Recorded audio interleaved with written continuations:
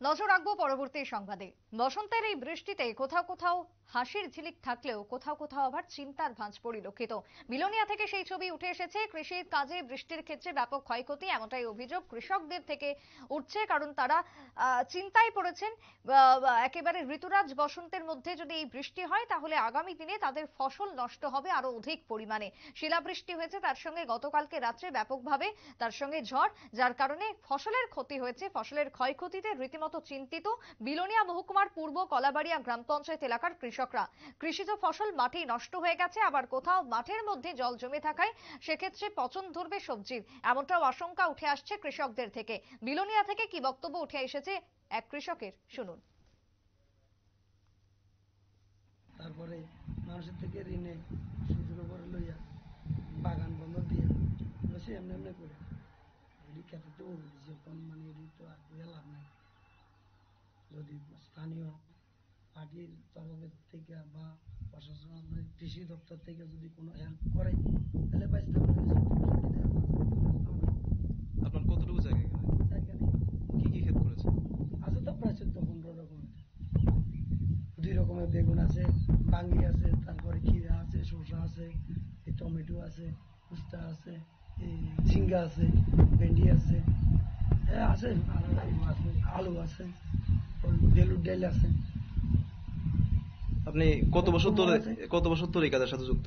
আমি তো একদম ছোটবেলা থেকে এটা কাজ করে থাকি। কিন্তু এই ধরনের ঘটনা কি এর আগে হয়েছিল?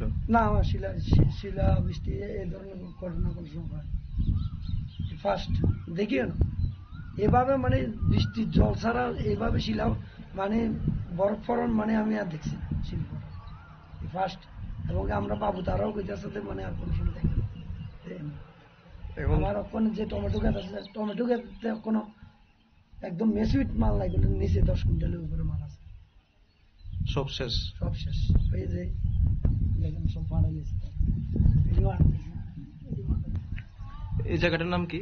এটা তো উত্তর কলাবাড়িয়া।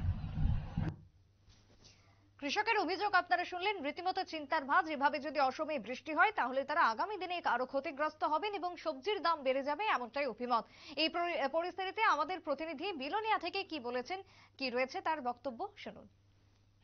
আপনাদের সঙ্গে আমি দাঁড়িয়ে রয়েছি বিলোনিয়া মহকুমাধীন একটি কৃষি প্রবণ এলাকায়, পূর্ব কলাবাড়িয়া গ্রাম পঞ্চায়েতের উত্তর কলাবাড়িয়া এলাকায়। এই এলাকায় সম্ভবত সবাই জেনে গেছেন, সবাই জানেন যে গতকাল অর্থাৎ শনিবার রাতে প্রচন্ড বজ্রবিদ্যুৎ শিলাবৃষ্টি অনবরত হয়েছিল। এর কারণে কৃষকদের কিন্তু মাথায় হাত।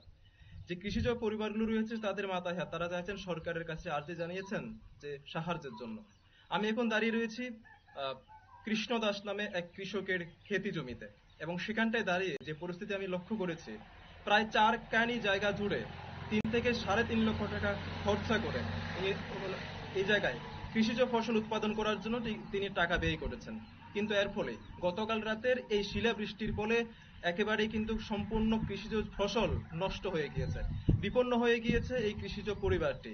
এখন কৃষ্ণদাস চাইছেন যে সরকারের কাছে, স্থানীয় প্রশাসনের কাছে, কৃষি দপ্তরের কাছে, যাতে করে ওনার পরিবারের উপর হাত দেয় কৃষি দপ্তর এবং কি ওনাকে সাহায্যের হাতে বাড়িয়ে দেয়। প্রচন্ড পরিমাণে ক্ষতিগ্রস্ত হয়ে পড়েছেন।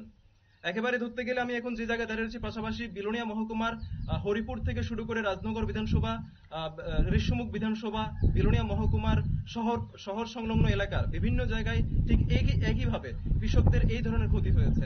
এখন দেখার বিষয়, রাজ্যের কৃষি দপ্তর এবং কি রাজ্যের মুখ্যমন্ত্রী কতটুকু জনদরদী হয়ে কৃষকদের পাশে দাঁড়ান, সেটাই কিন্তু এখন চাইছেন রাজ্যের আপামর কৃষকরা। বিলোনিয়া থেকে সুরজিৎ দাসের সঙ্গে বিশ্বজিৎ দাসের প্রতিবেদন, নিউজ ভ্যানগার্ড। আপনারা শুনলেন আমাদের প্রতিনিধির বক্তব্য। স্থানীয় দপ্তর এবং যাতে কৃষি মহকুমার কৃষিজ আধিকারিকরা যাতে ব্যবস্থা গ্রহণ করে সেই দাবি উঠে আসছে সংশ্লিষ্ট মহল থেকে। ছোট্ট বিরতির পর ফিরবো, সঙ্গে থাকুন।